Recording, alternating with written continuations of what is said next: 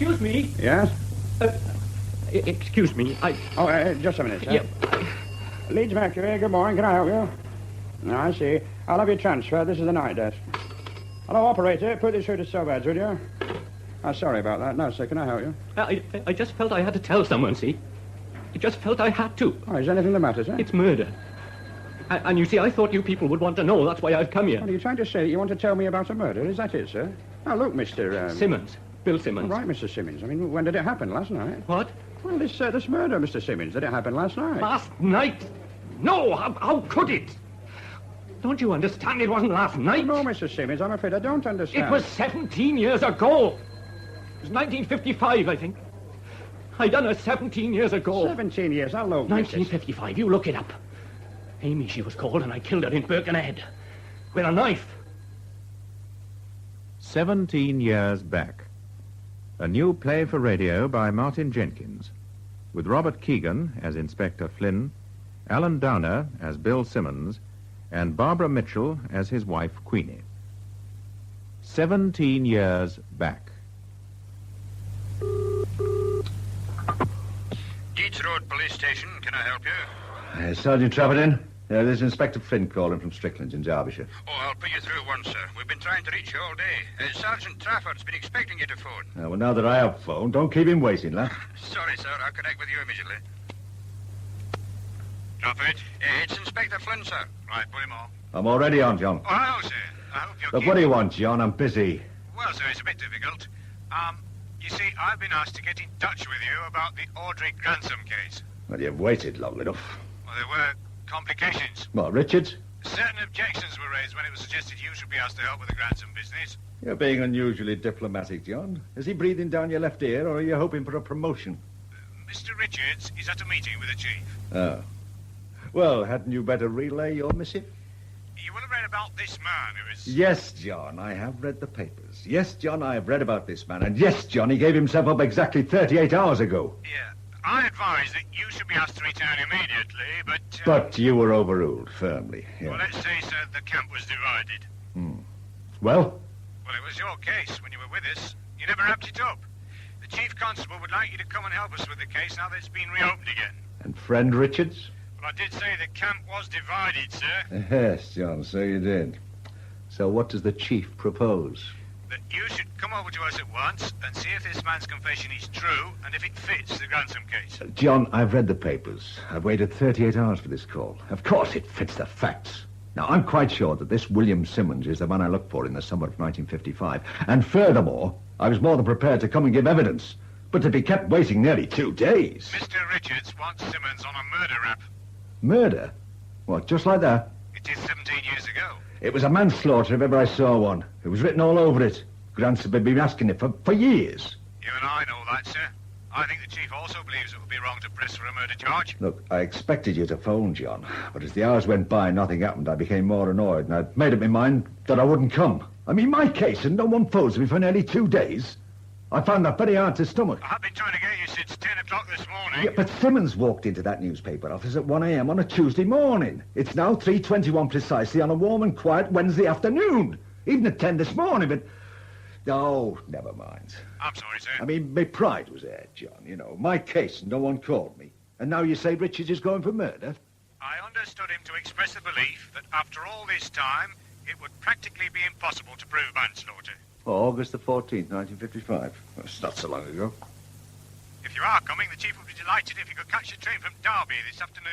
Out of the question. He was. Yeah, very emphatic. No, I'll have to clear up a few things here first. I'll see you tomorrow about midday, in time for a decent lunch. Would that be the earliest time? Look, I have no wish to see Birkenhead again. I'm coming at your invitation, and I shall come in my own time. Is that understood? Of course.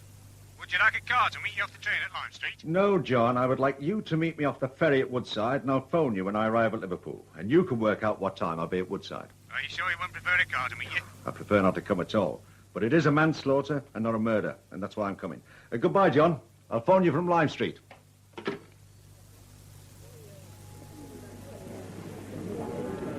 Over here, sir. John, nice to see you again, sir. And you? Good journey. Well, the train was on time, and the river was smooth, but empty. Aye. It's very dead some days. Right, did we walk? I'm afraid it's the car. Superintendent Richards insisted. Is Richards in charge? Huh? In overall charge, sir. How's Mrs. Trafford, John? Oh, we get along, sir. Much as before. And Richards didn't want me to come back. It was your case, sir. Yeah, along with 1,000 others. But not many of them were unsolved. Oh, we solved this one, John. The only thing was, we never discovered the one missing link, the man who killed Audrey Granson. Aye. Now, here's the car, sir. Oh, where are we going? Deeds Road. The superintendent asked me to see that you had everything you required. Including you? You raised no objections. And I was on the case with you. Well, that didn't stop him kicking in the past, did it? No need to answer that. Even the cars are posher now. Where did this Simmons turn up? He walked into the offices of the Leeds Mercury at 1:04 on Tuesday morning and told the desk clerk that he wanted to confess to a murder. After 17 years. That's what the paper must have thought. They contacted Leeds City and then they contacted us. That didn't stop them altering their morning headlines. I think I'd have done the same. Simmons, Christian name William. Any others? Gwyn. He's Welsh. Born in some unpronounceable place near Cardiff. Age 40, but looks nearly 60. Balding, deep-set eyes, brown. Has a small scar over his left eye. Otherwise very undistinguished physically. Have you seen him then? He's got form. Been in the nick 6 times since 1956. His last sentence was 1 year for attempted robbery at Doncaster in 1970. Came out in February. Any GBH? Nothing on the files, except a reported assault on a prison officer at Ley Hill, but there appear to have been mitigating circumstances. And no form before 1956? A virgin page. Do you think he's our man? Already told you. Do you? Certainly fits. The year, the description of the house, but, well, it's Simmons himself. Yeah? From all accounts, it seems he's a bit of a nutter. Yes, He's been very odd. One of the blokes from Walton Prison was telling me this morning. Odd? Yes, muddled, confused. He claims that Audrey was something of a raving beauty. He keeps getting all worked up about being hung. Hanged. Oh, I'm sorry. It's sir, essential for a policeman to be grammatically correct about the death sentence, despite the fact that it has been abolished. I mean, it could still come back, you know. Hanged. Right, I shall want to see Simmons later this afternoon. A raving beauty. Still so sure he's your missing link? John, a man doesn't confess to a 17-year-old murder and get so many basic facts right if he didn't do it. And what we have to find out all over again is why and how. And then try to find out why Audrey has suddenly become a sleeping beauty. He could still be just a nutter. You could have read about the case, met the man who really did it, anything. I don't think we John, can be we so have to sure. start from what we know. We also have to gamble. Now, I sense Simmons is my man. We start firmly believing that and go on believing it until we get one fact that says my assumption is definitely wrong. Right?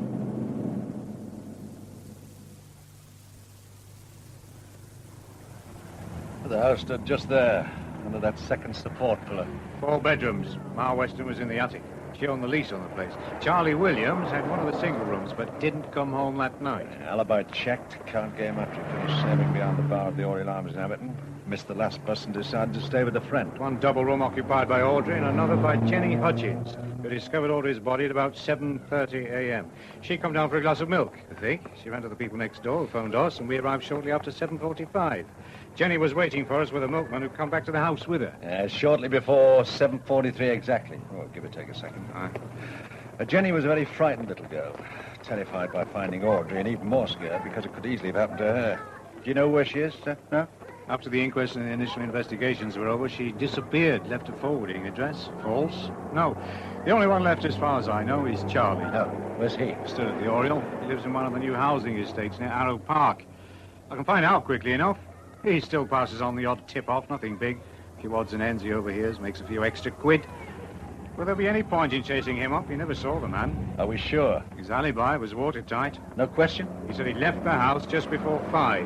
And we know he reached the pub shortly after 6. Yeah, but Jenny Hutchins told us that Audrey had gone to the Oriel that night. She said that she often went there for a drink. We checked at the Oriel, and several people remembered Audrey because they'd seen her before, but no one could remember who she was with. Charlie, on the other hand, was very cool and said he had no recollection at all of Audrey coming in that night, although she did sometimes nip in if she was passing. And no one could positively recall seeing Charlie talk to Audrey. Of course. I'd forgotten all that. You thought that Charlie... Not only then, but now as well. Look, I still believe that Charlie and Audrey were working a racket. We might prove it this time. This place was filled with shops. I call it them all. Now there's only cars and more cars. Right, I want a general call put out for Ma Weston and Jenny Hutchins, and I want you to check that Charlie is still living locally. Ma Weston must be 100 if she's a day. I've known her 30 years. She looked like Queen Victoria when I was a fresh-faced lad on the beat. Right, had enough? Right. I've got picked up the scent again. I suppose we might as well make use of that office Mr. Richards has so generously provided. Come on.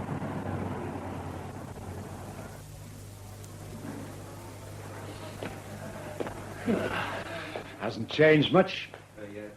Give it a coat of paint. Watkins, tell Superintendent Richards Inspector Flynn has arrived. Relax, John. Richard won't bite, and I'm no different. Maybe over 2.5 years since I moved to Derbyshire, but I don't need to be treated with kid gloves, you know. Sorry, sir. How the hell do you work in a place like this? You should know you were here for over 20 years. If we're going to be kept waiting for Mr. Richards much longer, I think I should like a cup of tea. He did say he wanted to see you immediately. Punctuality always was one of his strongest points. Oh, he still is. Except with me. Hello, Tommy. They said you'd arrived. I've been here for a few minutes. Yeah. Right. Come along into the office. Get your coat and things off. Get some tea, would you, Trafford? Yes, sir. Look, if we're going to discuss any aspect of the Gunson case, I should like John to be present. If that's all right. Plenty of time, Tommy. After all, it's waited 17 years. I don't think another few minutes is going to make all that difference. Now, in here. Sit down. I've had an office put aside for you. Not your old one, I'm afraid. Andrew Madley's in there, but I thought a cup of tea first. Help get the dust. Julian, dry out. am I in charge? No, not technically. Never mind, technically. Who is? You? Officially, I have to be. After it had been decided that you should be asked back to assist on the case, it was then decided that I should be in overall control. But everything will be left to you, of course.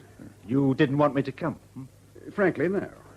I saw absolutely no necessity to bring you back. However, the chief felt differently, and here you are. I'll be frank with you, Tommy. The chief is obviously putting me through some sort of character test to see how I cope with sharing responsibility, particularly sharing it with someone whose methods are, shall we say, unorthodox. He'll be watching me like a hawk. Good luck to you. You won't rile me, Tommy. You used to, but not this time. Not with him watching, not with promotions in the offing. Anyway, the whole thing seems very straightforward to me. You want to go for a murder charge? I think there'll be no difficulty. In getting a conviction? Isn't that what you've come for, to get this man convicted? Have you read my notes on the case? Yeah. Then you'll know it was a manslaughter.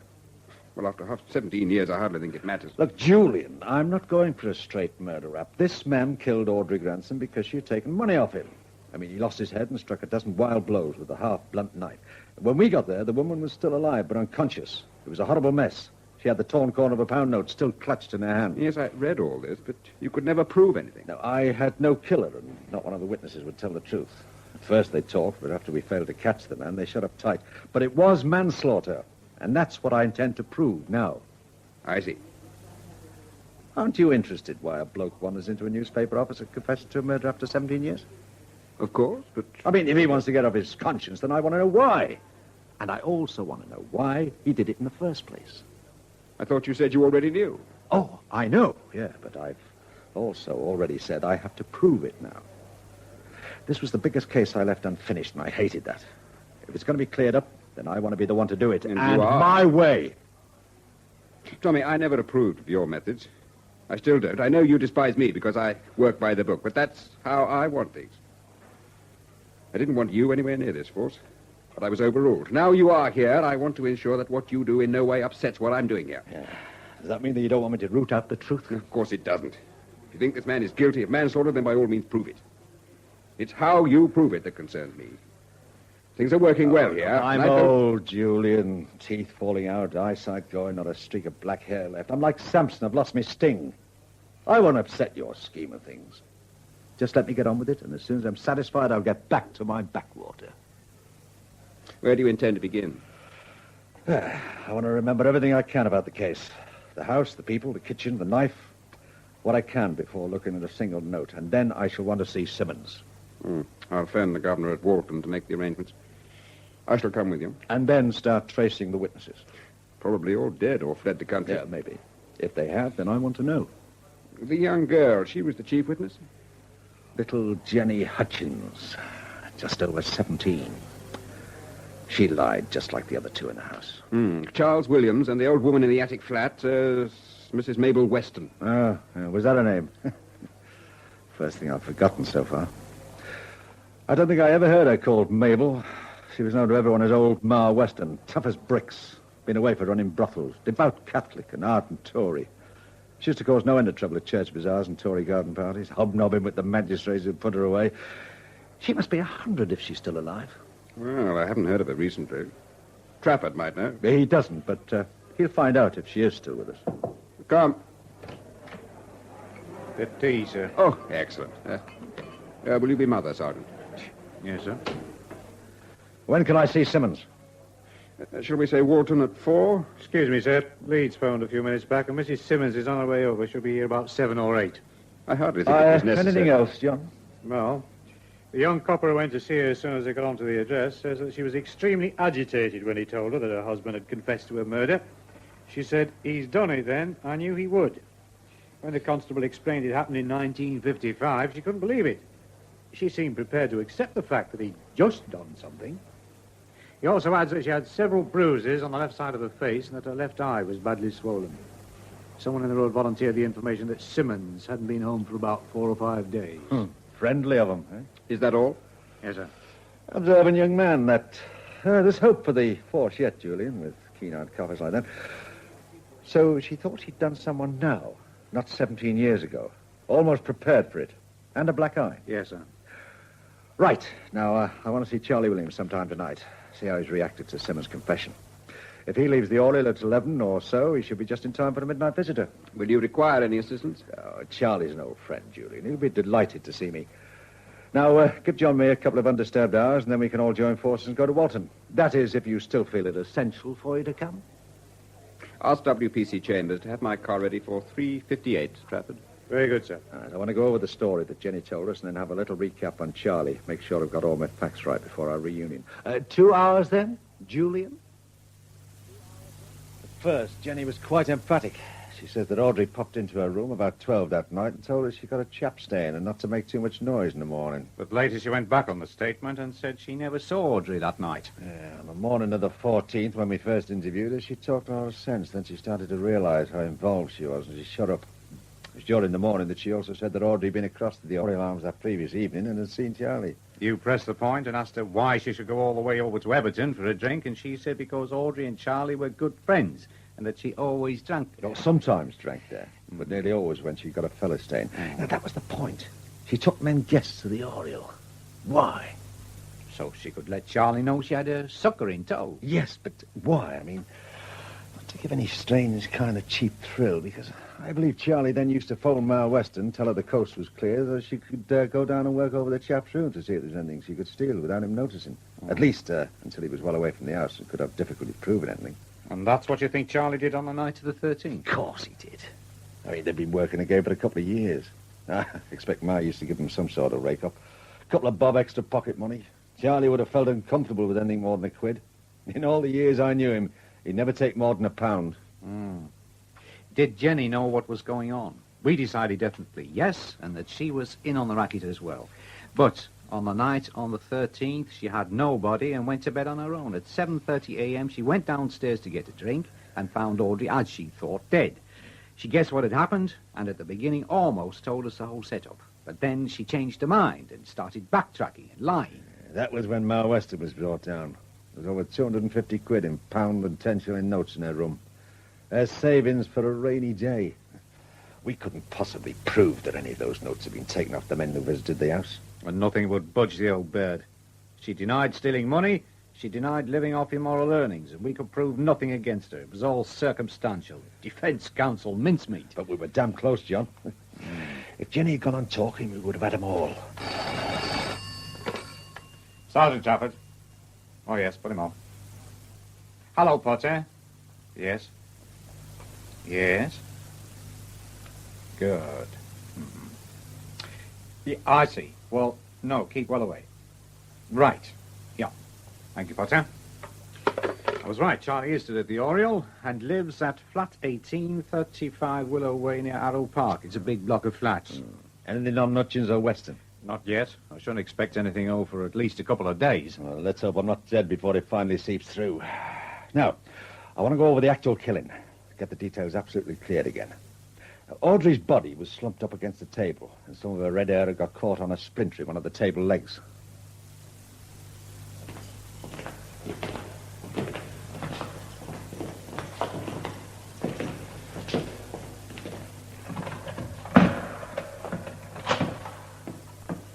Thank you. We'll knock when we're ready to leave. Simmons? Huh? I'm Superintendent Richards of Birkenhead Police. And this is Inspector Flynn of Strickland, Derbyshire. He was the officer in charge of the investigation into the death of Audrey Grantham. I want you to answer any questions he or this other officer may wish to ask you. Do they call you Bill? Billy, sometimes. It depends, like at home it was always Gwyn. Home being near Cardiff. Senghenny, where the great pit disaster was. Coal Town. Coal and shunting engines. Nothing else much. Why'd you do it? I've already said. Yeah, well, tell me. She'd been thieving off me. Taking money and things. So you killed her. I had to. And then 17 years later, you walk into a newspaper office and tell them you battered an old whore to death. And why'd you do that? I don't know. You're sure you did kill her, Billy? Does Queenie know? His wife's dead. No, she knows, Billy. She's on her way here. Stealing money, see? She was pinching money all the time. Does Queenie know you killed her? What? You been married a long time? After it happened. Long after it happened. Yes, but did you tell her what you'd done? Well, she was thieving. Yes, but did you tell Queenie? Tell her what? Did you at any stage tell your wife you had murdered Audrey Grantham? What's the matter? Don't you believe me? Don't you think I done her in? Is that what you think, that I didn't do it? There's been blood on his hands, see? You take me out of this place and I can show you the actual house. If you don't believe me, I'll show you. The house was knocked down 5 years ago. It's not There's her nothing left fault. now. I've been drinking too much, getting drunk too many nights. You can't blame her stealing off You me. killed Audrey Grantham because you were stealing off I you. told you her name was Amy. The warden said he's been like this all day. He's in a bad way, poor sod. At least it proves we were right. Audrey had been pinching his money. Is there any pointing going on? Amy. Her name was Amy. She told me she'd been good to any number of boys in the Army and the Navy. Amy and Navy Stores, she called her place. I remember her place. I'm coming!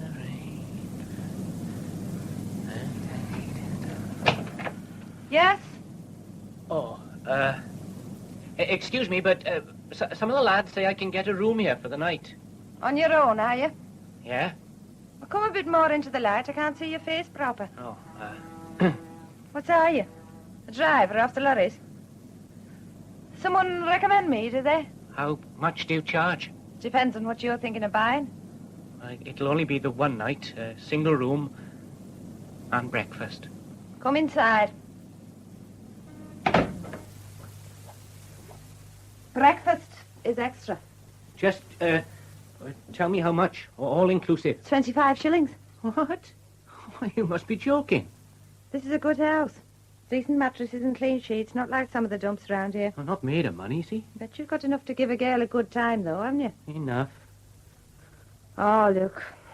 I wouldn't do this for everyone, but seeing as it's you, make it a quid. But no less, mind you. Can I see the room? Right little fusspot, aren't we? All right, come upstairs. Costs a bit, you know, to upkeep a place like this. What with the cleaning and all. Oh, yeah? You be going out tonight? Yeah. Have a look round, like. See what's going on. Look for a nice little girl. Maybe. Wouldn't I do, then? I thought you said nice. Yeah, less of your flipping cheek. This is it, then. Hot and cold and horse air. Very comfortable. Stands any amount of horseplay. Go on, feel it. Very nice. Cash in advance. £1, we said. That's if you just have the bed and breakfast. Yeah, well, we'll see about that later. There you are. £1. Yeah, I thought you said you hadn't much money. You're loaded. Now, are you going to take me out tonight? And when we come back here, we'll be together like, eh? If I feel like it. And if you pay enough... Now, look here, if I take you out, buy you a meal and stuff, then you'll... Well, you know. Hey, don't you go getting any big ideas. I'm not some cheap whore you can treat like muck, you know. I've got class and you pay for that. I mean, I run a respectable house here, and I don't let everyone take liberties with me. Not by a long chalk. That was your idea. Yeah, well, I liked you, didn't I? And the colour of my money. You'll take me out, then. All right.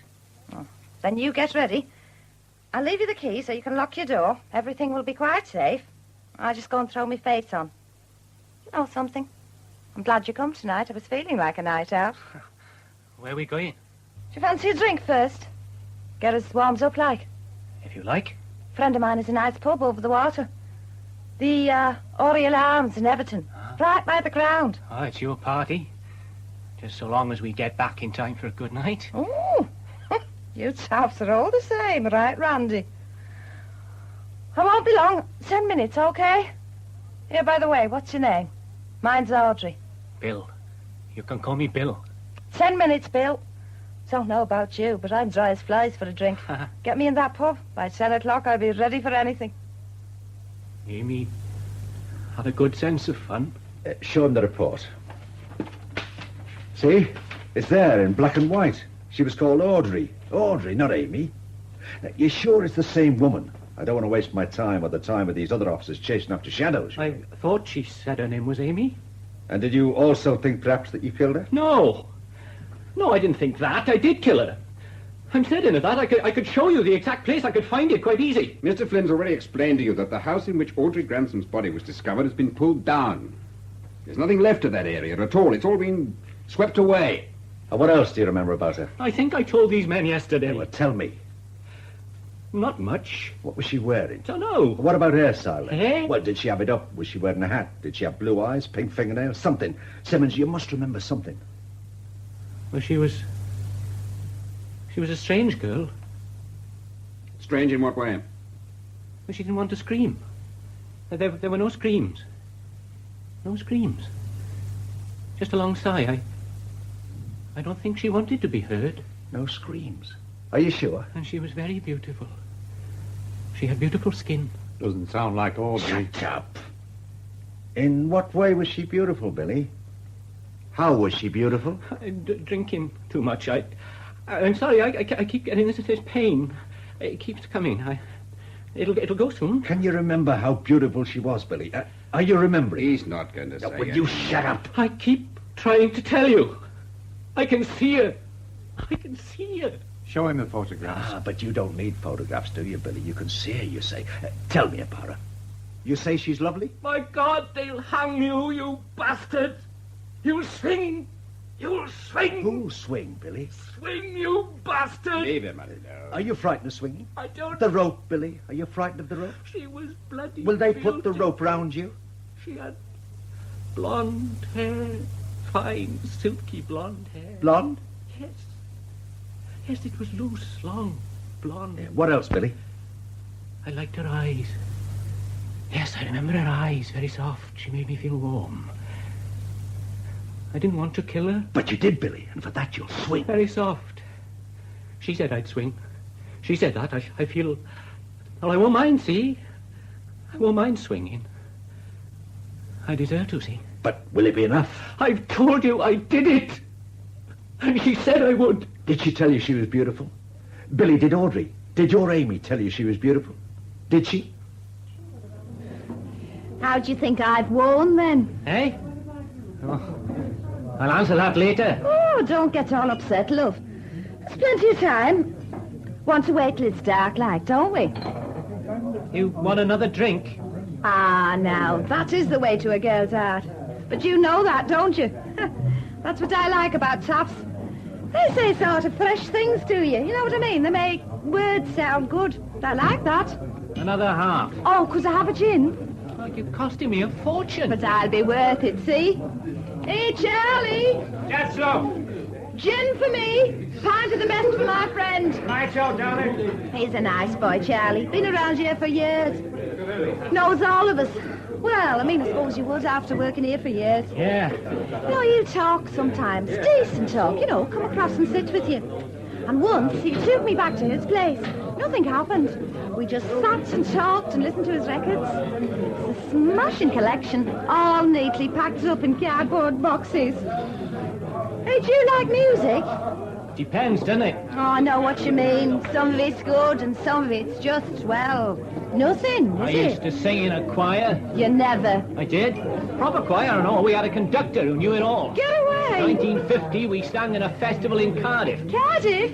Well, just outside. Not far, though. A few miles by train. Do you know, I never been down that way. I so fancy it somehow. Besides, we've enough of you taps here. Don't have to go visiting to have a butcher's. It has its points. Haven't we all?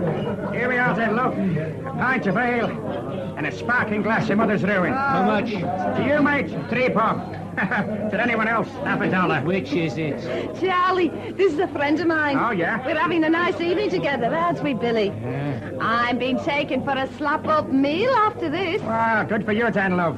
3 shillings, mate. Here you are. Is that very much? Yeah, come and join us if you got a minute, like. You know, if things slacking off. It's like bedlam in here tonight, darling. Right. Worse than after the game on a Saturday afternoon. See you, love. See you, Charlie. Oh, you're a nice man. Cheers. Look. How old would you say he was? How the hell should I know? Do you know me? I always get quite shocked by how old people are. Charlie, well, he's knocking on 50. You wouldn't think that, would you? Not by looking at him. He's fat. Yeah, but then they do, don't they? Do what? Get fat, barmen. All those free offers they get over the counter. How old are you then? Guess. You don't half enjoy guessing games. Well, go on then. 35. Do I look that? Well, you asked. 35. Well, you could be younger, see, but then I'm not much good at guessing. 32. Stick. And you have worn well. What? You asked me if I thought you'd worn well. Oh, yeah. And I think you have. You can still pretend to get away with 32. What the hell's that supposed to mean? You're no more 32 than my mother. Are you calling me a liar? I am. Well, now you listen here to me, because just because I'm on the game, that doesn't give you some god-all right to speak to me like that. Oh, you're all the same. Look, does it matter to you how old I am? Is that any bother to you? Is it thump? I know you men, all the same. One thing, All one right. thing. So I answered and you don't like it. No need to get steamed up. True, I don't care how old you are. See, it doesn't matter to me. You asked, though. Oh, an honest taffy. 32. I haven't been 32 for far too long. For far too long. Okay. So you're not 32 and I'm not 18. You're not much more than 18, though, are you? 23. Ah. I like you, Bill. I can talk to you. Have a conversation, like. I don't get all that much chance for conversing. Not now. I used to, mind. Chat to people, you know, off and on. Look, we'll go now. It's gone 9:30, see? Oh, we'll have another drink. You and me, eh? If Another we drink. are going to have a meal as well, then we start looking now, right? Oh, all right, if you say so, sir. Hey, we're off now, Charlie. Good night, love. Good night. Don't do anything I wouldn't say. Have you got enough money? For a meal. Didn't leave it all locked up in your room, did I you? got enough. Well, now, I want a nice meal, mind. You know, you've made me feel good. Sort of good inside. You know what I mean? 23. It's been cold. Come on round here, we can get a taxi. Cross over the road there, we can get a tram. Yeah, I thought nice men always took beautiful ladies in taxis. Well, perhaps they do. You'll have to ask them. Fancy you guessing I was 35. Yeah, I think that's clever, you know. Oh, come on then. Let's get on the tram. I suppose it's worth slumming it with a little taffy.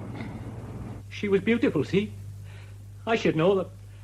That's what made it all so bad. It would, Billy. It would. Ever since I was a small kid, I used to hate seeing other lads pull up flowers and things.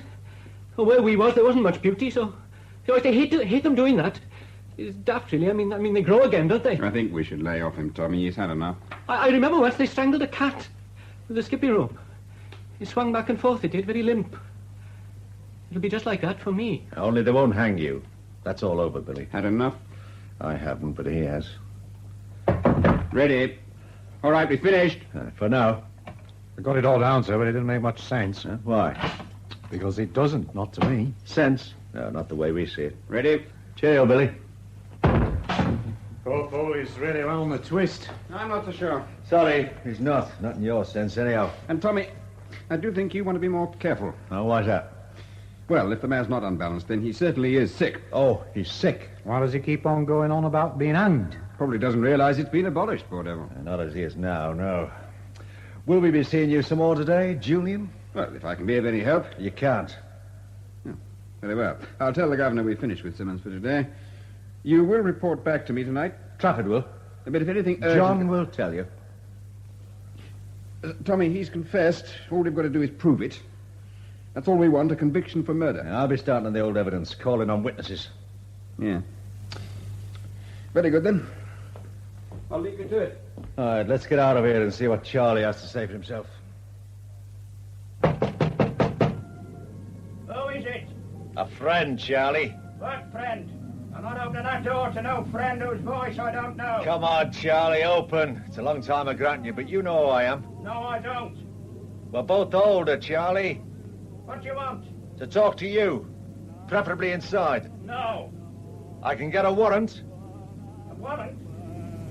Oh, Mr. Flynn. Oh, yeah, of course, Mr. Flynn, yeah. Yeah, just open up, Mr. Flynn. I'm sorry, I didn't recognize your voice. Thanks, Charlie. Can't be too careful, you know, Mr. Flynn. Lot of bloody young hooligans hang around these high-rise flats, just looking for trouble. Here, I thought you'd gone to another manor. I did. Oh, yeah, then what are you doing back here, then? It was had to come over especially because I had a sudden craving to see you, Charlie. Would you believe me? Oh, yeah, can't wait. Bill Simmons, mean anything to you? Oh, now, look, Mr. Flynn, I'm knocking 70. I mean, I'll keep myself to myself, you know. I want a quiet life now, you know. Listen to me, a few records, nothing more.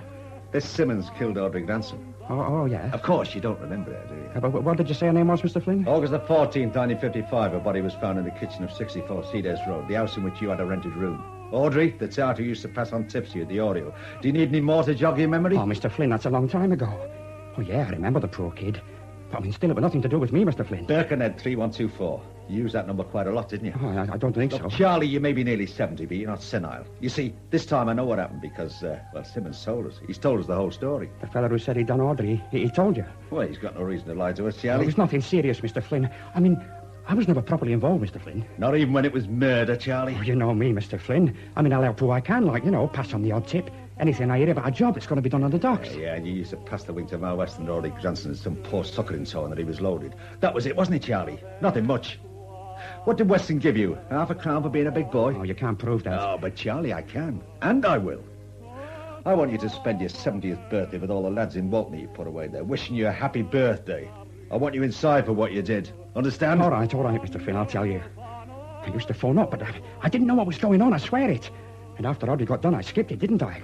Got out of that place fast and moved up here. I didn't know the mad idiot was going to kill her, Mr. Flynn. Ah, but he did, though, didn't he? Now, where's Jenny? Oh? Look, don't play around anymore, Charlie. Jenny Hutchins, the girl who found Audrey. Oh, now, look, you leave her alone, eh? I mean, she'd nothing to do with all that, I swear it. You swear? Look, Charlie, I don't give tuppence for your feelings or your demonstrations of concern. Where is Jenny? I don't know. Look, it's just possible that I could put in a good word and perhaps you could spend that birthday of yours with adoring relatives instead of inside. I haven't got any relatives. Very well. You're all right. Bastard, Charlie. A mutual epitaph, surely. Oh, look, Jenny's gone straight ever since. Can't you leave her alone? Yeah, very touching. Where, Charlie? Look, Mr. Flynn, I didn't tell you. She still goes into the Oreo for the odd lunchtime drink. When? Wednesdays and Fridays. Time? Just after opening. First sign of any crowd, she scarfers. Thank you, Charlie. You've been very helpful. I may need to call you when the trial reopens, but don't leave the country or anything stupid, will you? Here. That's for the tip-off. Now, just open the door and I'll slip away before the neighbours start suspecting you're a Ross's narc. See you in court.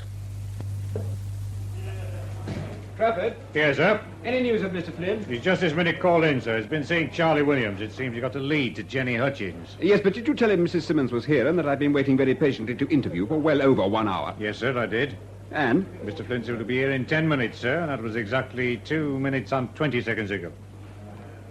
Bring Mrs. Simmons into my office. Wouldn't it be better to wait? You heard what I said, Sergeant. Please do as I ask immediately. Yes, sir, at once, sir. And, Sergeant, bring your notebook so that you can show Mr. Flynn that I've not bribed the witness. I'll get Mrs. Simmons.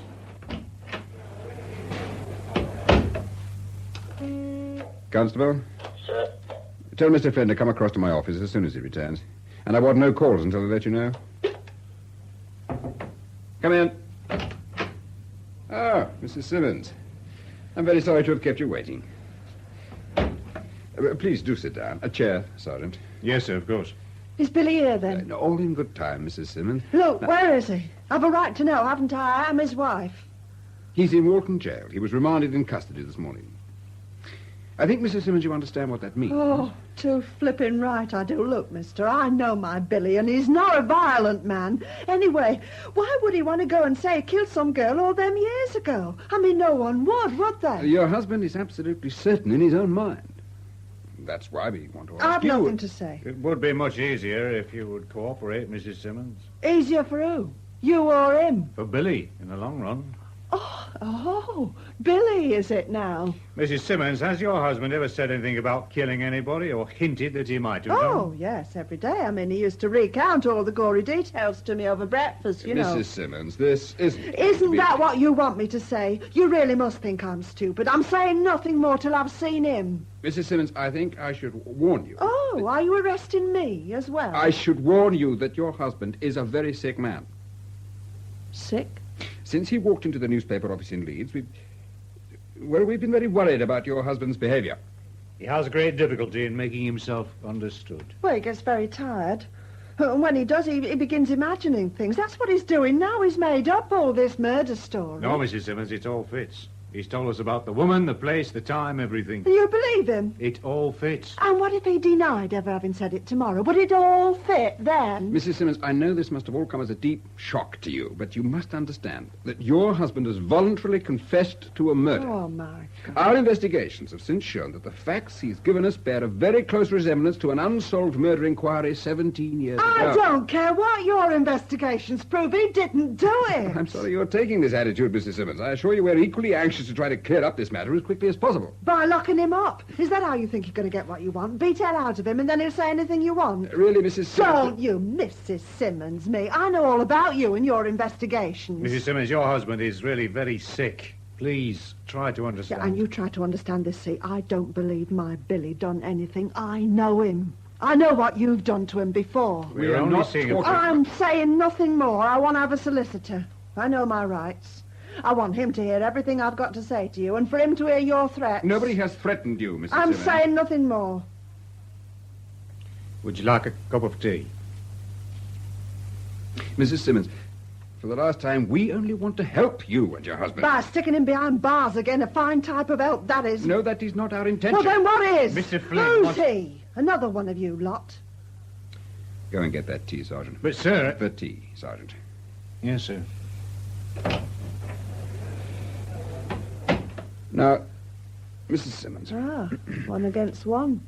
No witnesses, is that it? has your husband ever killed anyone, Mrs. Simmons? Warren, you must be joking. What gave you that crazy idea? He's never laid a finger on a soul. I've told you he's not like that. Yes, you've told me. Now, look, get this straight. I've had enough, see. I came here to see my husband, and you're keeping me here against my will. I want to see him now. Look, why the hell did you have Trafford sent out for tea? Because I I want... thought I told you I wanted him in on everything. If I couldn't be in here, then he would be. And not in some bloody canteen getting tea. He's only been gone about a minute. Look, if I'm going to handle this case, I want to do it my way. Not yours, not Trafford's, not the Chief Constable's, but mine. Oh, you know what you want. Hey, who are you? Now, look, is that understood, Richards? My way and no one else's. I'm warning you, Tom. You're not on this manor now. And I'm... You what? What, I've been kicked off? I'm a guest, an invited guest, and you invited me. All right. Now then, who are you? This is Simmons' wife. Oh, you've been kicking up too, Now, have you? just you listen here. You can shout at each other till the cows come home, but you're We're not... not shouting, Mrs. Simmons. We were establishing a working relationship. I suppose you think that's clever. Not clever, no. Essential. It's very boring. How do you know? Your name? Oh, I know a lot about you, Queenie. I know, for instance, he's taken to knocking you about. That is a monstrous thing to say. Stop lying, Mrs. Now, look here, I won't be called a liar. You heard him. You heard him call me a liar. Come in, Sergeant. You're just in time to hear me repeat to Mrs. Simmons here that she's a liar. Oh, very good, sir. Tea, Mrs. Simmons? Queenie, there's no need to lie. I don't like it. Not in a case like this. We're not playing games. Billy's ill. So you say. Yes, I do say, Queenie. He's a very sick man. He says he killed, and I believe him, but I don't know when. But they said it was 17 years It's what back. I say, Queenie. Billy killed, yes, but when? 17 years ago or yesterday? Or both? Are you having me on? When he went into the offices of the Leeds paper, he didn't know where he was.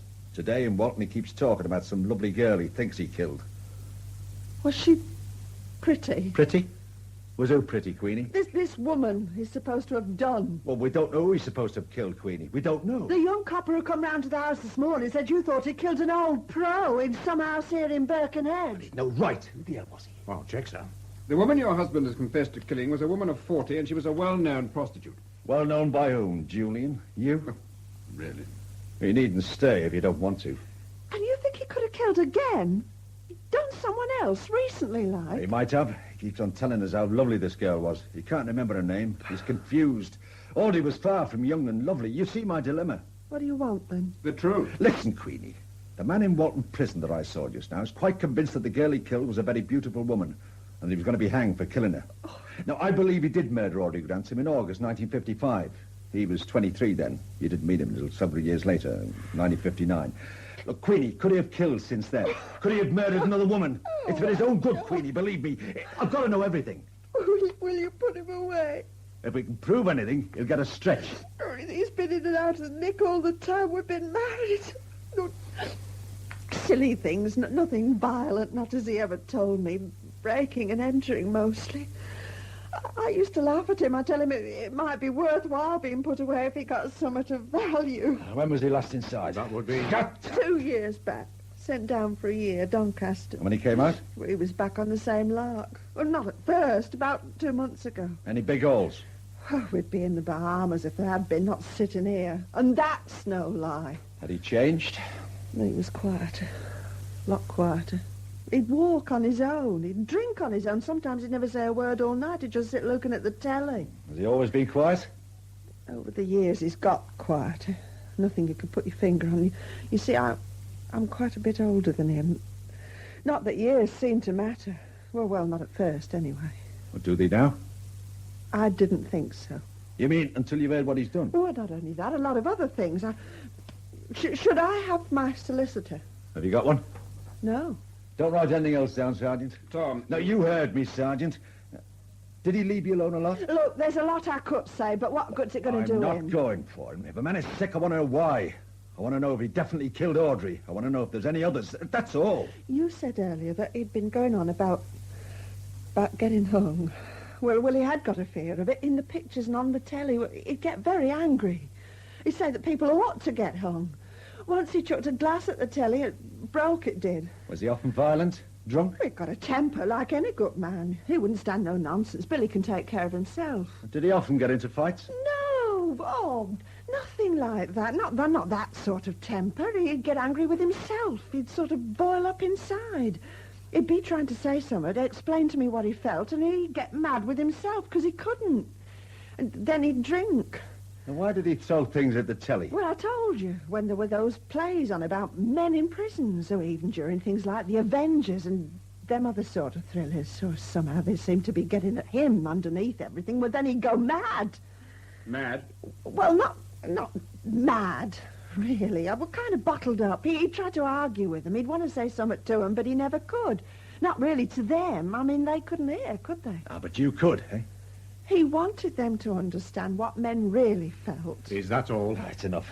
You mean he was trying to explain what he knew to be the I truth? don't know. Was this only about plays in which men were imprisoned or in which people were killed? Well, it didn't happen often, only occasionally. Don't try to make too much of it. Sometimes he'd want to disagree violently with what was being said, and he would. By breaking the television, by getting drunk, and by hitting you. No, Look, you for told us a lot, God's Queenie. What are you sake, he frightened wouldn't. of? Did he hit you? No, never. Why did he leave home last week? How did you know? Had he been knocking you about? Had he threatened to do you in like he killed Audrey Grantham and God knows who else? Had he... I don't know. But you do, Queenie. You've got to tell me. Oh, leave me alone. Leave me alone. I can't tell you. Can't? That's another lie, Queenie. Won't. You won't tell me. All right, then I won't. If that's what you think I won't bloody tell you. He beat you, Queenie. Did he do it often, every night? Did he knock you about a lot? He never touched I me. can't believe No, that. Never, not once. He knocked you about and he threatened to kill No, you. he Did he do the same thing to other women? Did he tell you about them? Did he tell you about his other women, Queenie? There were weren't any other women. He never laid a finger on anyone else. Then he did assault you. Oh, Why did he leave home? No, I don't remember. Why don't you ask him? Oh, I have. You've asked him? Oh, I've asked him, Queenie, and he told me what he did. He told me, so I know, see? He never touched me. That's not what he said. He's lying. Oh, you are? He's lying. A bloody fool's lying. And why should he? He's got nothing to lie about now. Oh, let me see him. I want to see him. That's why I come here. And what if he goes for you again? Well, one of you will be there this time. One of you... Why don't you leave me alone? Give Mrs. Simmons that cup of tea, Sergeant. It's cold now. Then get another one that's hot. I don't need anything from you. I want a drink, so you can have one as well. If you'll excuse me, Tom, there are some things in the office. Perhaps you could let me know what... I'll be there for some time yet. Later, Julian. Later. I'm sorry that it's been so distressing for you, Mrs. Simmons, but I'm sure it'll be better for your husband if you tell Mr. Flynn what you can. Come on, you better get that tea, Sergeant. Papa's ass. He has got some sort of manners. Tell me about it. Poor Billy. I knew something was wrong, but I didn't... Do you honestly think there's more than one? Could be. You said to that young copper in Leeds that you knew he'd done something awful. But you wanted that young copper hauled over the coals for telling me Billy had killed an old pro. And you knew all along what he said and what I'd said. I knew. Well, then why pretend you didn't? I didn't pretend. You wanted him out the way, is that it? Yeah, something like that. What made you ask the policeman in Leeds if she was a young girl? The same thing that made you want that copper out. Instinct. Oh, an instinctive reaction. It was the first thing I thought of because it was in my mind. What Billy had said to me was just there and it came out. And you think that other copper is in my mind and that's why I tried to get him out? Well, you may be right. In fact, you probably are. Why'd you dislike him so much? Look, I'm supposed to be asking the questions. Because he thinks he understands people.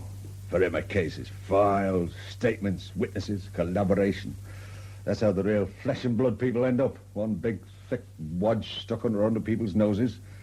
Ask him what any of his witnesses are like. Ask him what makes a man commit a crime and you try to understand. Oh, he'll probably believe he's understanding, but he won't.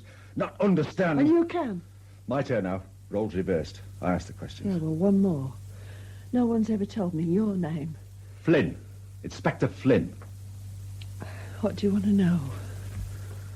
Tell me why he tried to kill you. I haven't said he did. Look, if I'm to understand Billy, I have to know and you have to tell me. Now, I think Billy's confused and sick. Until I know everything about it, though, I can't hope to bring the whole truth out in court. And that's what we have to do if Billy is to escape a full murder rap.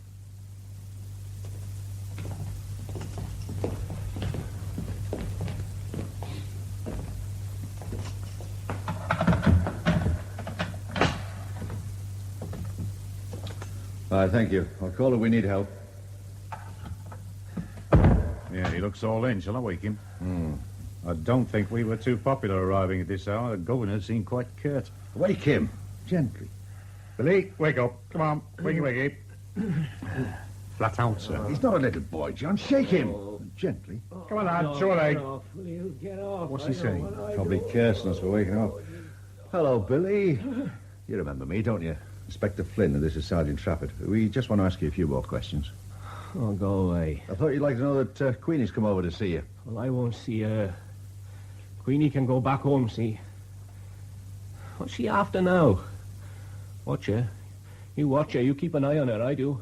Why, Billy? I told you. She steals. What did she steal, Billy? And I stopped that. At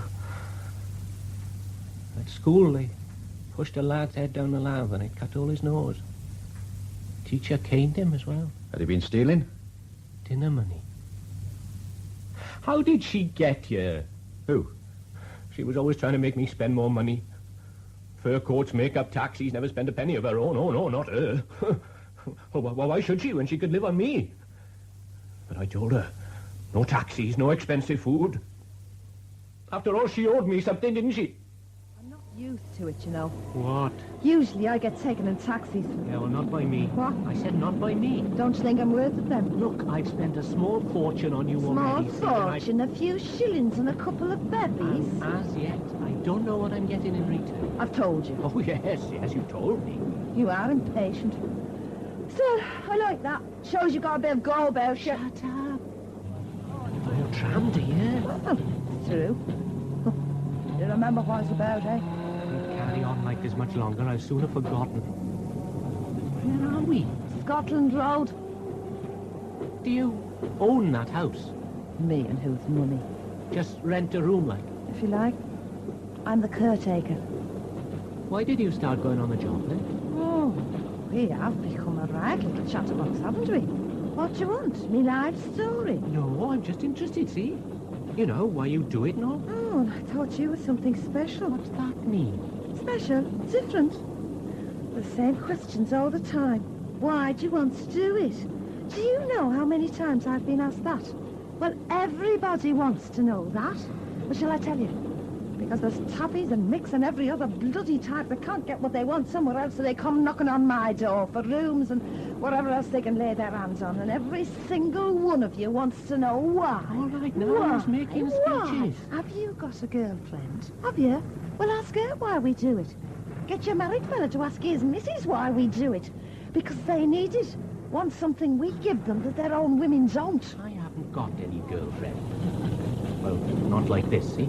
Oh, what am I supposed to do, cry? Feel sorry for you? Hold your hand for you? I don't know. Oh, for 23, Taffy. You're still wet behind the ears. So I thought I'd pick myself a man when you came along. Now, listen, you. Oh, I thought you didn't want everyone to hear. Well, I don't see. So you shut up, okay? You were asking the questions. Yeah, well, not anymore. Too nosy by half, Shut you are. up. You bore me. You don't exactly set the Mersey alight with your own sparkling conversation. Oh, you want to know all about me, but the minute I want to ask about you, you get all bad-tempered and upset. You make me sick. Then let's get back to the house, right? Get it over with. We get off next stop. This where the cafes are? I told you. Wash your lugs. Well, shall we get off then? Oh, we haven't come all this way for a joyride round the pier edge. Where are we then? Up there's Lime Street, and round there's the cops. Plenty of them.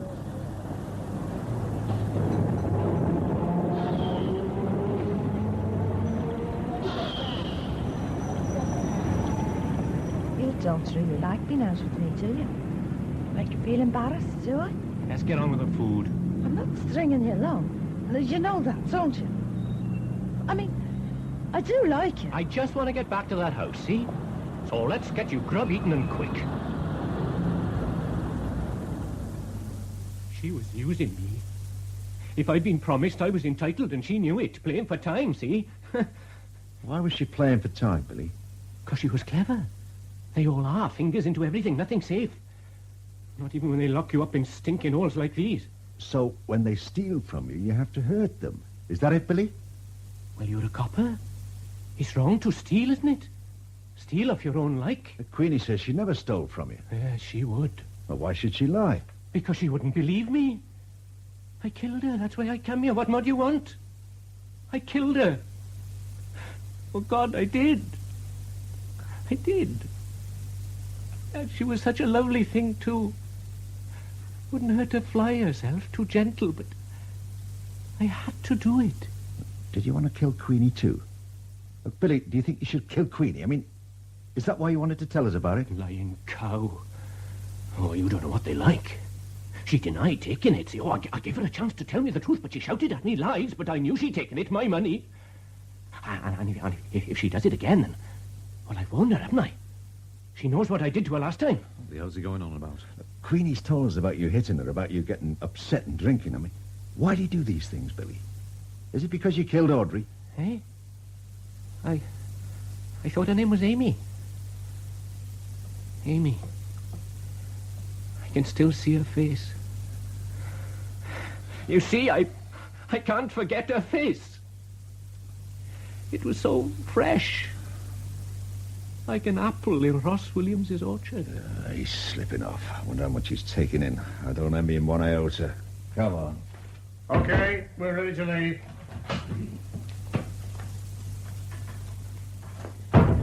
I don't honestly see why you had to dash over here at 12:30 in the morning. If anything, I'm only more confused. Yeah, so Simmons, he's talking about different people, different times and places, but they're all jumbled up. One minute it's Queenie, the next Amy or Audrey, and then this beautiful maiden in dire distress. Do you think he has killed more than once? I don't know.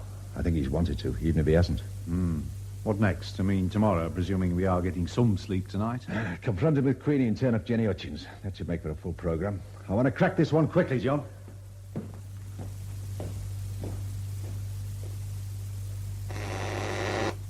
Yes? Trafford, sir. Good news. Oh, well? Jenny Hutchins came into the Oriole. Charlie gave out at the wink and he called me up. We followed her to a posh new estate just outside Ormskirk, detached bungalow, fetching tidy. Look, we're not in real estate, John. Do you want to bring it in? Oh, good Lord, no. I wanted her in a detached bungalow surrounded by all her newfound wealth. From prostitute to luxury in 17 easy years. I think I feel quite jealous, John. You'll come straight over then? Yeah, give the instructions how to get there to the desk chap. I just want to make sure Mrs. Simmons will be at Walton later this afternoon. Did you have any luck? Nothing. Still no sign of Ma Weston. Oh, and the milkman who went into the house with young Jenny after she'd phoned us couldn't remember a single thing about the whole business. He said he had absolutely no recollection of the house or the murder. Funny thing was, I believed him. Oh, and John. Yes? Elvis has passed on. Oh? Who was he? Yeah, the milkman's horse. You very conscientiously jotted down his name in your original notes, and I conscientiously made inquiries as to his health. The milkman couldn't remember him either, but assumed he must be dead as he had an electric float now. And that hadn't got a name. You know, I felt life meant nothing to that man at all. He seemed totally disinterested in everything. Not a very good witness if we wanted to call him. Yeah, but we don't. With Charlie, Jenny, and Weston, if we can find her, we're home and dry. 17 years of half-truths and theories will be finally laid to rest, and Simmons will get a couple of years for manslaughter. Right, see you in about an hour.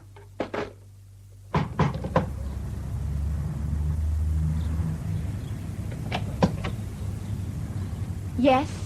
Mrs. Jennifer Westmoreland, Yes? formerly Jenny Hutchins. I'm afraid you must have made some mistake. Now, if you wouldn't mind, I'm expecting my husband home any And minute. you wouldn't like him to see you with a strange man, not after all these years. What the hell do you mean? How dare you speak to me in that way? Oh, but you see, little Jenny, I do dare. And what's more, I'm enjoying it. Now, aren't you going to be hospitable and invite an old friend into your lovely house? Certainly not. And if you don't leave this instant, I shall call the police. You're being very unsociable, Jenny. You used to be all smiles and very, very friendly, remember? Look, I don't know what you want or who you are, but I'm warning you that my hubby will take very serious action against you if you do not go immediately. Still telling lies as well. Such a naughty little girl. Jenny the fibber. Please, leave me alone. Hubby is in banking and has gone to a conference in Glasgow. That is nonsense. In Glasgow. And will not be home until early Sunday morning. You were in the house alone because after you'd been for a drink in Oriel Arms public house this morning, you collected your two boys from friends and took them onto the sandhills at Formby. At 4:45 p.m., you took them to a party and you returned here exactly 6 minutes ago. Oh, and the boys are called Jonathan and Mark. Is that all lies, Jenny? No. And it's not against the law, is it? So I'm easily recognized as a copper. Why did a respectable woman like you choose to go for a drink in a pub like the Oriel Arms? Is that a crime as well? Well, not at all. Although it used to have a very unsavory reputation. It was frequented by a certain type of woman who you certainly wouldn't find living around a place like this, or would you? Well? How should I know? You should know, Mrs. Westmoreland, mother of two, because 17 years ago you were just such a girl, a common prostitute. I have never heard such fantastic insinuations in my Oh, life. come off it, kid. Look, you lied to me 17 years back. And I warn you, you're not going to wriggle away this time. We've got him, Jenny. The bloke who killed Audrey. Look, I'm afraid Right. No more games. Look, I'm Tommy Flynn, as you well remember. Now, if you won't play ball the easy way, I'll make it difficult for you. How would you like your well-fed, cosy neighbours to have their illusions shattered about those very nice Westmorelands? Or do you think a letter to the boys' school? Or possibly, even more effective, a suggestion to your husband that he do a little research into his wife's antecedents? All those are good, but a quick call to a newspaper would be the piece de resistance. You're bluffing. Try me! You'd better come in. Thank you. Oh, and don't worry. I'll wipe my feet. Well, You no longer deny that you're Jennifer Hutchins. I'm neither denying nor confirming. You do the talking. You read about this man Simmons confessing to a murder in Birkenhead. Did he ring any bells? If it did, You knew Audrey Granson. You found her after she'd been stabbed by Simmons. Surely you felt something. And you think this man did it? Oh, I know he did, yeah. But you see, Jenny, I also know why, and this is where you can come in. Oh, how? When I first met you after the murder, you started blabbing away about how you knew it would all end up like this. You were hysterical and told me that you would tell me exactly what Audrey had been up to. Then Ma Weston appeared as if by magic, and from then on, little Jenny shut up shop. No more confessions, only lies and more lies. I don't recall any of this. Well, let me refresh your memory. Now, we arrived at 64 Cedars Road at 7:43 a.m. on the morning of August the 14th, 1955. We found Audrey Grantham lying on the kitchen floor, very badly beaten and stabbed, but still alive. Now, you were in the room, and waiting outside was a milkman, Herbert Phelps. You said, "I knew this would happen one day. It wasn't bloody worth it, not for a few measly quid." A few minutes later, you stated that you'd seen Audrey on the afternoon of the 13th, and that you knew she'd gone to have a drink at the Oriel Arms public house in Everton. Shall I go on? If you want to. When Ma Weston came on the scene about 8:45 a.m., you began to change your story, or twist what you'd already said. Why, Jenny? Were you afraid of Ma? I can't remember. Oh, I dislike your sort. You do realise I could have you put away for... Are you trying to blackmail me? Yes. All right. Now, what game were you and Audrey Grantham working? I will not be bullied. Hello? Yeah. I want to speak to the editor, please. Never mind who it is. Just give him on the phone. He wouldn't listen. I'll take a bet on him being very interested. Put it down. Hello? Who? No, I want to speak to your boss. Please, put it down. I'll tell you what I can. Look, awfully sorry, but I've just remembered something frightfully urgent. Yeah, thank you. No, not at all. Good night. Will I have to give evidence? Frightened you'll lose all this. Wouldn't you be? Possibly. Ask me what you want to know and I'll tell you if you're right. In August 1955, you were making a living as a prostitute. Yeah. You were resident at 64 Cedars Road. Yeah. And you were 17 years old. Well?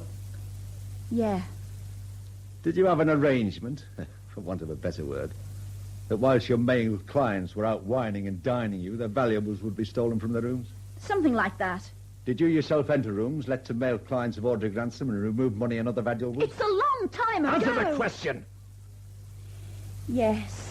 And did you enter the room of William Gwynne Simmons on the night of August the 13th, 1955, and take from his suitcase an unspecified sum of money? I didn't know that was his name. What did you do with the money? I gave it all to her. Ma Weston. It was Ma Weston who told you to go to the room because she had a phone call from Charlie at the Oriel saying that Audrey and her bloke were well ensconced and that the coast was clear. Did Audrey pinch from your men when you were out? Leave me alone. Just leave me alone. You've got what you want. Aren't you glad we've got Simmons? Aren't you pleased, for Audrey's sake? Look, she's dead. I can't even remember what she looked like. That was another life. I live here now with Alexander, my husband, and the 2 boys. I left all that behind 17 years ago. But you can't just walk out on the past, Mrs. Westmoreland. I found you. Anyone else who really wanted to could do exactly the same. I was 17. And you were a prostitute, a thief, and a liar. Would have saved you a lot of trouble if you'd told me the truth then, you know. Ma Weston would have been put away. You'd have probably been put in care.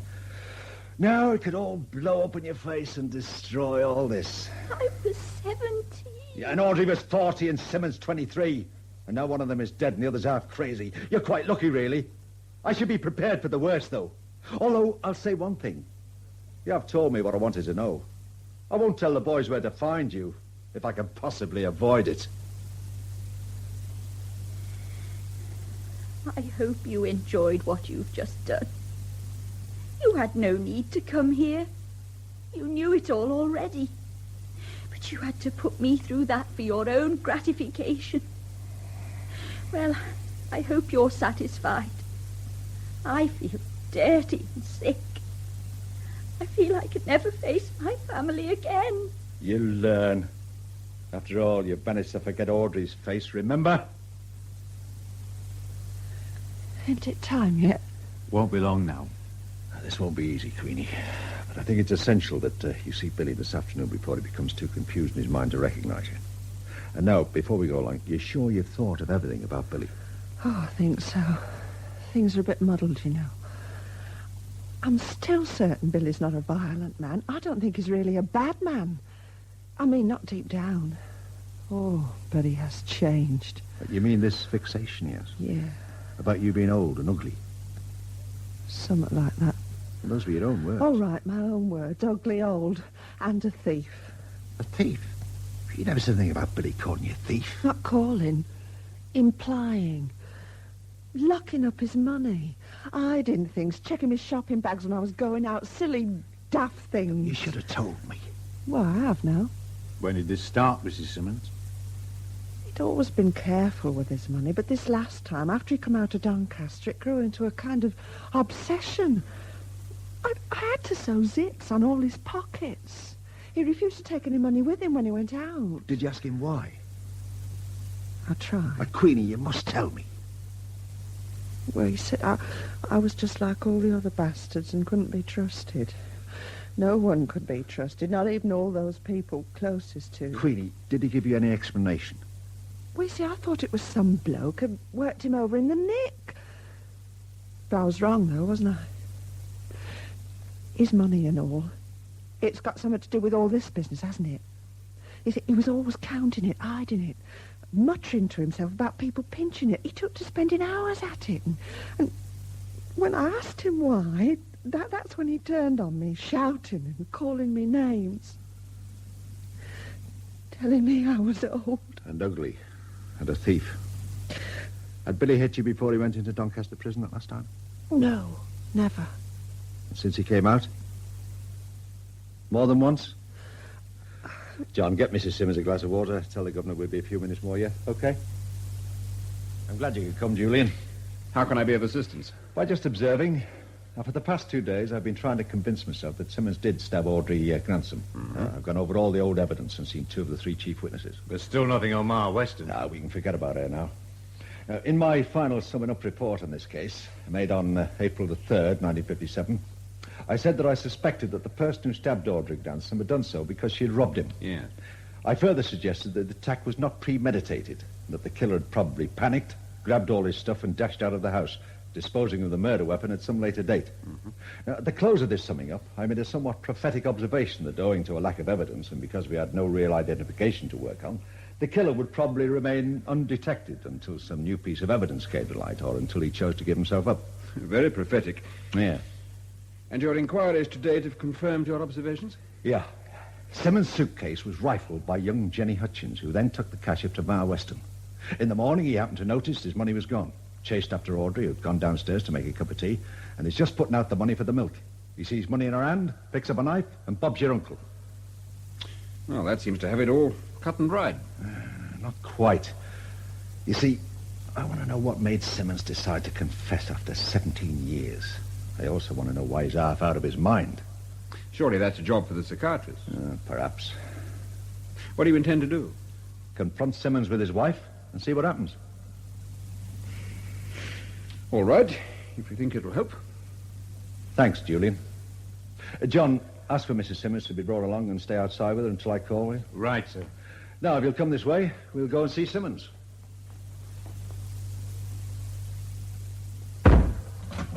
Hello, Billy. I killed her. Oh, why can't you just get on with it, see? Just get on with it. Would you keep up by the door, Julian? Right. Thank you. Billy, what happened when you stabbed Audrey? You did stab her, didn't you? There was no noise. She made no noise. I told you that. Did you stab her because she was stealing your money? I didn't mean to hurt her. She was such a lovely girl. Really pretty. But you stabbed her all the same, Billy. Now, why? Tell me why. Can't keep her fingers off a thing. She's always stealing, filthy old bitch. I stopped her, though. I stopped her good and proper. She won't steal again. She's outside, Billy. She wants to see you. Grab, all the time. She wanted me locked up, see, so she could have it all. But it's my money. Mine. So you stabbed mine, her. It's mine. Took the knife and hit her again and again. You dirty old whore. What's the matter with you? 50 quid. You nicked 50 quid. I don't know what you're talking What's about. that in your hand? A quid. For the milk. Taffy, for the milk. You damn silly bastard. You'll swing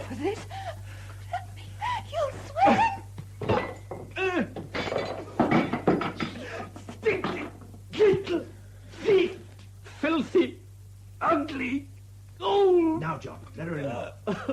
Audrey was pinching your money, so you killed her. Hello, Billy, love. You all right? She took it. She took it and I killed her. But this is your wife, Mr. Simmons. No. Oh, she is, Billy, your wife. And you wanted to kill her too, didn't you? Don't say anything, love. Don't say anything. Oh, Billy, you wanted to kill Queenie. She was stealing from you too, wasn't she? She was nothing more than a thieving old bag. You wanted to murder your wife as well as Audrey Granson. He didn't. She was still there, you see. And she was beautiful. I don't think she was anything like you. Look, he doesn't know what he's saying. This is your wife. This isn't Audrey Granson. She's been dead for 17 years. Why do you want to kill your wife, Billy? No one would listen. I told them I killed her. I tried to tell you, Queenie, I didn't want to do it again. But you can't kill the same person twice, Billy. You wanted to kill your wife because in your mind she'd become Audrey. You must believe me. I didn't want to do it. Not again. She's really dead, Billy. You got it all muddled like. You thought I was pinching off you and I wouldn't do that. I warned you not to take things from me, Queenie. I did warn you. I never stole anything from you, love. Never. It was our Audrey, the woman in Liverpool. She stole from you, not me. That's why I hit her. You done that to me as well. You hit me as well, you know. You thought I'd been pinching from you, and I hadn't, love. I hadn't, I swear. Queenie, I told you I'd done her. No one believed me, but I knew. I could see her all the time. What was she like? What was Audrey like, Billy? Was she like me, Billy? Old? Ugly? Was that it? Sometimes she is. I don't think I remember. Oh, Queenie, let me try to understand. I thought you were dead, but she is. She really is. I think that's enough, Tommy. Come along, Mr. Simmons. Oh, you were very beautiful as a girl. You had the nicest eyes. Always smiling. We'll see you tomorrow, Billy. Try not to think about it tonight. And I'll see you tomorrow. Collect up the bits and pieces, would you, Trafford? Yes, of course, sir. I never meant to hurt you, Queenie. You must believe that. But sometimes it wasn't you I could see. I think she knows that, Billy. See you tomorrow. Yes, tomorrow. It's not so far off, is it? Of course he'll have to be examined by psychiatrists. Oh, I wouldn't know anything about them. They have a jargon all to themselves. They might get better if they reversed roles on the couch. Do you think Simmons has a fair chance of fully appreciating what happened to him over the years? We can't be certain that I'm right. I think I am. I believe that's how my man acted. He became convinced in his own mind that Audrey Granson was a beautiful young woman he had brutally murdered. He tried to rid himself of this guilt feeling by spending long periods in jail. When this didn't alleviate his mental suffering, he turned on his wife. He saw her as a replacement for Audrey, and she became the thief and the prostitute. In the end, he beat her and tried to kill her. Do we know that for certain?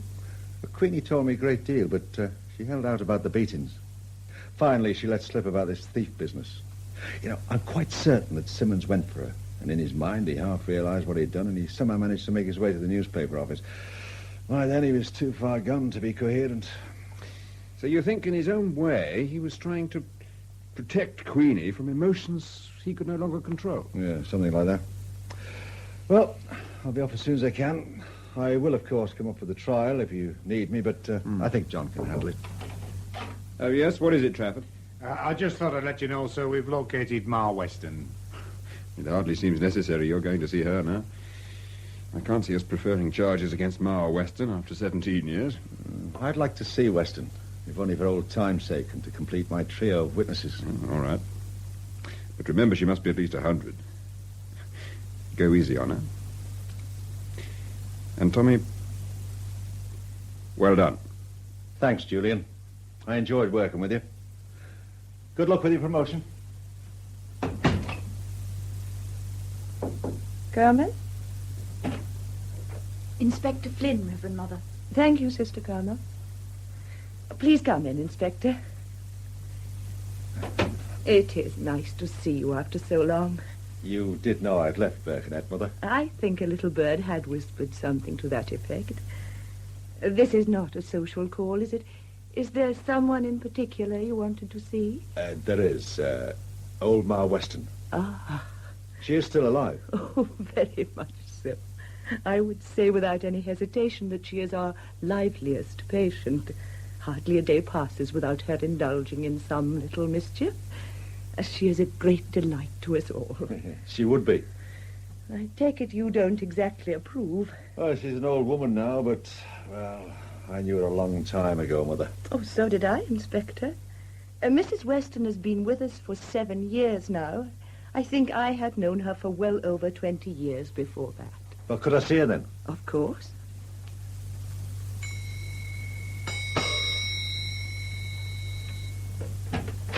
Yes, Mother? Would you bring Mrs. Weston to me, please, Sister Carmel? Of course, Mother. How long is it since you saw Mrs. Weston? Oh, 17 years, something like that. I had occasion to interview her in connection with one of her girls. Her girls? Do you know she still refers to us as her girls? She's always most concerned that we look our best. I think she misses quite a number of them. You think so? Oh, don't judge her too harshly, Inspector. Do you know she still has quite a few visitors? Some of them are respectably married, but they still come to see her. 1 or 2 have fallen on hard times, but they say they like to come. It cheers them up. But some of these girls were only kids, Mother. I mean, old Ma Weston set them up on the street. Oh, you're wrong, Inspector. She did not set them up, as you say, far from it. She gave most of them a home, a place to live. She looked after her girls in the only way she knew possible. Of course, it was wrong. I'm not denying that. As a nun, how could I? But in a city like this, some lonely girls ended up with Ma Weston, and some ended up with me. I blame it on the conditions in which girls like those were forced to grow up. Come in. Mrs. Weston, Mother. Oh, thank you, sister. You may leave. Yes, Mother. There's a gentleman to see you, Mrs. Weston. An old friend. A gentleman? Oh, how nice. Oh, you haven't forgotten me, then. I keep telling the girls here how good you all are to me. But they're a bit stiff-lipped, you know. Not like the old days. You remember me, Ma? No, of course I do. I never forget a face. Can you hear the music? It's quite lovely, isn't it? It's a waltz, I think. Some of the young ones are so nervous, and I always think music is a great soother. But you're not nervous, are you? I can tell that. Oh, they're such dear girls, all of them. Very loyal. They still come to visit me, you see, despite my circumstances. How long has she been like this? For about 4 years. Don't pay any attention to her. She refuses to dress properly. Anyone would think we were running a funeral parlor. But I had some lovely clothes for the girls. They love to look nice. A young man will always be polite if a girl is suitably dressed. Between ourselves, I think you could look so much more handsome if you took a little more care with your clothes. Creases are a sign of an untidy mind. Yes, Mrs. Weston. Ma, it's Tommy Flynn. I want to ask you a few questions. I don't think you'll have much success. Well, can she remember anything? Oh, plenty. But she's no longer very logical. Yeah, I can see that. She lives in a dream world of her own. She's quite convinced herself that everything she ever did was quite beautiful and to the benefit of everyone around her. Good for her. Very convenient. Oh, she believes it, Inspector. Whatever she did make of her life, she has managed to remember only the good things. Perhaps at first she had a sense of guilt and remorse. She certainly used to tell me some pretty awful stories. But gradually she shut those out, and they very rarely return. Her past life is gone, blotted out. All that remains is what she now chooses to recall. You're taking a long time to decide. They can be very strict, you know. Come here. I want to tell you something. We are all going on holiday next week. All of us. Now, don't you breathe a word, mind you. It's to be a surprise. Oh, they'll laugh. Oh, no. No, I won't talk about money. There's a little box as you go out. I always ask you to leave something just to help my poor girls. No one else will. I will, Mum. There's a sweet boy, and they're so terribly young, some of them. Little more than children. How about a kiss for me before you go? I'm not too old to appreciate a little affection, and there isn't very much of that allowed in here, you know. A bit on the side, but it's frowned on. Thank you, Mother. Yes, Mother? Sister is going to take you back to your room, Mrs. Weston. Oh, such a lovely girl, this one. Delicate features, haven't you, my dear? And such lovely golden hair. But they will keep it covered up. Very foolish. I keep on telling them. Goodbye, Ma. If you'd only listen to me, I could make you a real beauty. Then you could have the pick of the young man. Come on, Mrs. Weston. Thank you, Sister Carmer. Are you disappointed? Was it important? To me. I won't be disturbing you again, Mother. I suppose she's better off as she is. You can tell. I think, though, when you've lived as she has done, that it's better to forget than to be haunted all the time by memories and half-truths. She's happy now, and I wouldn't want that changed. Perhaps you're right. I'll see myself out, Mother. Thank you again for letting me see you. I enjoyed working with you again, sir. Well, don't leave it another 2.5 years before getting in touch.